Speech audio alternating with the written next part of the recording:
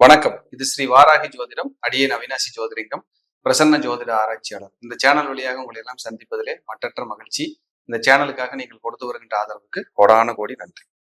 இன்னைக்கு நம்ம பார்க்க இருக்கிற ஒரு அற்புதமான தலைப்பு, 2ஆம் அதிபதி 6ல் இருந்தால் என்ன பலன். அதுக்கு முன்னாடி ஒரு சின்ன அனௌன்ஸ்மெண்ட். வாராகி ஜோதிடம் நடத்தும் பிரசன்ன வகுப்பு, அதாவது சோழி பிரசன்னம், கேரள முறைகளில் சொல்லி தரக்கூடிய சோழி பிரசன்ன வகுப்பு. ஒரு அற்புதமான வகுப்பு.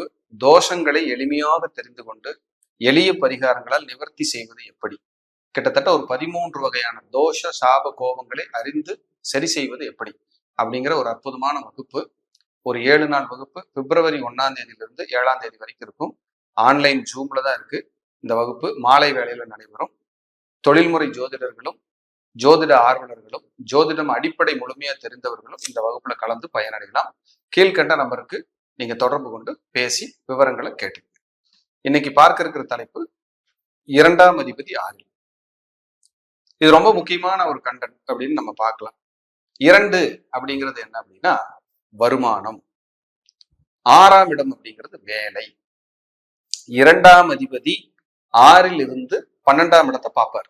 அப்ப 2, 6, 12 இந்த காம்பினேஷன்ல தான் இந்த கிரகம் இயங்க போகுது. இப்படி இருந்தா நமக்கு என்ன பலன்கள் அப்படிங்கிறத நம்ம பார்ப்போம். 2ஆம் இடம் என்பது வருமானம், 6ஆம் இடம் என்பது வேலை, 12ஆம் இடம் என்பது இரவு.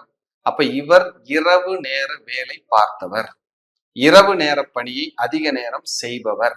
இவருடைய வேலைப்பளு இரவு 12-1 மணி வரை நீடித்திருக்கும் அப்படிங்கிறது உண்மை. 2 வருமானம், 6 உணவு தொழில். இவர் சில நேரங்களில் உணவு தொழிலில் ஈடுபட்டு உணவு தொழிலில் வருமானம் ஈட்டக்கூடியவராக சில நபர்கள் இருப்பார்கள். 2ஆம் அதிபதி 6ல் இருந்தால். 2ஆம் அதிபதி 6ல் இருந்தால் 2ஆம் இடம் என்பது கண்ணு, பல்லு, பற்கள், கண், இதையெல்லாம் குறிக்கிற இடம். 6ஆம் இடம்ங்கிறது வியாதி. அப்போ 2ஆம் அதிபதி 6ல் இருந்தால் இவர்களுக்கு கண் பல் தொந்தரவு கட்டாயம் வரும். உங்களுக்கு கண்ணியில சுக்கிரன் இருந்தாலும் இதை சொல்லலாம். கண்ணோ பல்லோ டிஸ்டர்ப் கண்டிப்பா இருக்கும், இல்லாம போகாது. 6ஆம் இடம்ங்கிறது வியாதி. 12ஆம் இடத்தை பார்க்கறது நிறைய பேருக்கு சுகர் தொந்தரவு வர்றதுக்கு வாய்ப்பு அதிகமா இருக்கு. 2ஆம் அதிபதி 6ல் இருந்து 12ஆம் இடத்தை பார்த்தா சுகர் தொந்தரவு வர்றதுக்கு வாய்ப்பு இருக்கும். நிறைய பேரு கொடுத்த பணத்தை திரும்ப வாங்க முடியாத சூழ்நிலை உள்ள ஜாதக அமைப்பு இதுதான். பணத்துக்கு வட்டி கட்டிட்டு இருக்கேன், கடன் வாங்கி வட்டி கட்டிட்டு இருக்கேன், கடன் வாங்கி ஒருத்தருக்கு கொடுத்துட்டு நான் கடன் கட்டிக்கிட்டு இருக்கிற சூழல் இருக்கேன் அப்படின்னு சொன்னா 2, 6, 12 தொடர்பு இருக்கும். சின்ன வயசுலயே தாய் தந்தையரை பிரிஞ்சு வெளியில வர்ற அமைப்பு. 2ஆம் இடம் குடும்பம், 6ஆம் இடம் தடை, 12ஆம் இடம் வெளியூர், 12ஆம் இடம் பயணம்.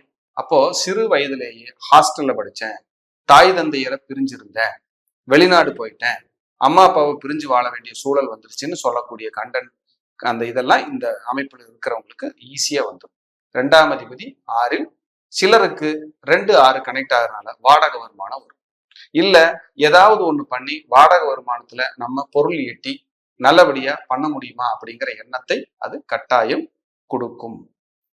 இந்த 2ஆம் அதிபதி 6ல் இருந்தால் மனைவி வழியில் சின்ன வயசுல இறந்தவங்க இருப்பாங்க.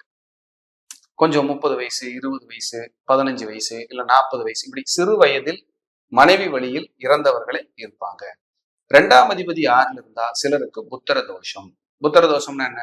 லேட்டா குழந்தை கிடைச்சதுன்னு ஒரு அமைப்பு, ஆண் வாரிசு மட்டுமே இருக்குங்கிற ஒரு அமைப்பு, ஒரு குழந்தைக்கு இன்னொரு குழந்தைக்கு வயசு வித்தியாசங்கிற அமைப்பு, ஒரு குழந்தை அபாசன் ஆயிடுச்சுங்கிற ஒரு அமைப்பு, ஒரு குழந்தை இன்னொரு குழந்தைக்கும் 10 வருஷம் வித்தியாசங்கிற ஒரு அமைப்பு.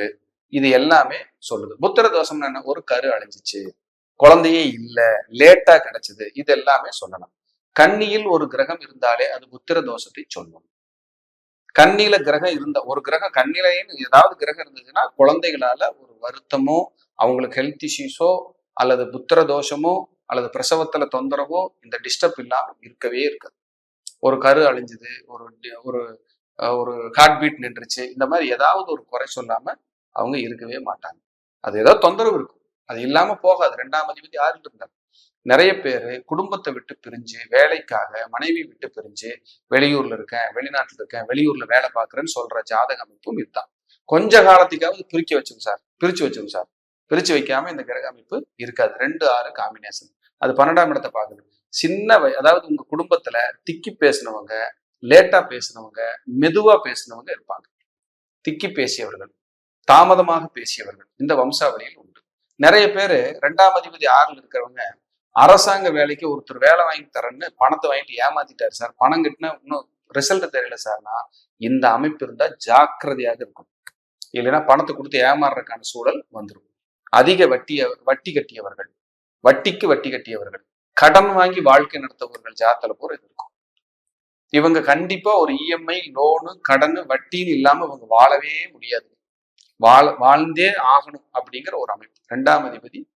சிலர் போலீஸ், இராணுவம், விளையாட்டுத்துறை, உணவு தொழில் இந்த மாதிரியான அமைப்புல வேலை செய்யறாங்க. இந்த மாதிரியான அமைப்புல வேலை செய்வாங்க. இந்த மாதிரி அமைப்புல இருக்கிறவங்க இருக்காங்க. வெளிநாடுகள்ல போய் வேலை செய்யறவங்களும் இருப்பாங்க அப்படின்னு உண்டு. அதே போல இவங்களுக்கு உணவு தொழிலால சில நேரங்கள்ல வருமானம் வரக்கு வாய்ப்பு இருக்குங்கிறத நம்ம பார்த்திருக்கிறோம். ஜாதகருக்கு பல நேரங்களில் யூரின் தொந்தரவு, யூரின் பிரச்சனை அப்படிங்கிறது தலை தூக்கும் அப்படிங்கிறதா உண்மை. இவரு ஒரு தடவையாவது பொருளாதாரத்தை இழந்துதான் மேல வந்திருப்பார். பொருளாதாரத்தை இழக்காம இவர் மேல வரவே முடியாது. சார் டோட்டலா வாஸ் அவுட்டு, நல்லா சம்பாரிச்சேன், டோட்டலா வாஸ் அவுட்டு, மறுபடியும் ஒரு growth, இந்த அமைப்பு உங்க ஜாதகத்தில் இருக்கும். இல்லாம போகவே செய்யாது அப்படிங்கிறது ஒரு நிதர்சனமான உண்மை. அதே போல இவங்க வர்க்கத்துல யாராவது, தாத்தா வர்க்கத்துல யாராவது ஒருத்தங்க திருமணமே இல்லை சார், சன்னியாசியா வாழ்றாங்க, திருமணம் இல்லாம வாழ்றாங்கன்னு சொல்றவங்க இவங்க பிறவியில இவங்க குடும்பத்துல அவங்க வர்க்கத்துல இருப்பாங்க. இந்த வர்க்கத்துல நீங்க இது பார்க்க முடியும். யாராவது ஒருத்தர், ஆமா சார் எங்க சித்தப்பா பையன், எங்க சின்ன தாத்தா பையன், எங்க பெரிய தாத்தா பையன், யாராவது ஒருத்தராவது எங்க வம்சாவளியில வந்துடுறாங்க. இப்படி 2ஆம் அதிபதி 6ல் இருந்தால் கண்டன் சொல்லிக்கிட்டே போலாம். இவங்க மேக்சிமம் இந்த 2ங்கிற வருமானம், 6ங்கிற குடும்பம், 12ங்கிற விரயம் வெளியூர் அப்படிங்கிறத காட்டுது. இதெல்லாம் இருக்கு. அடிப்படை கல்வியில சிலருக்கு சோர்வு இருக்கும். +2 வரைக்கும் திணறி படிச்சேன், போராடி படிச்சேன், நெருக்கடியாட தான் படிச்சேன் அப்படிங்கிற ஒரு அமைப்பும் சொல்லுது.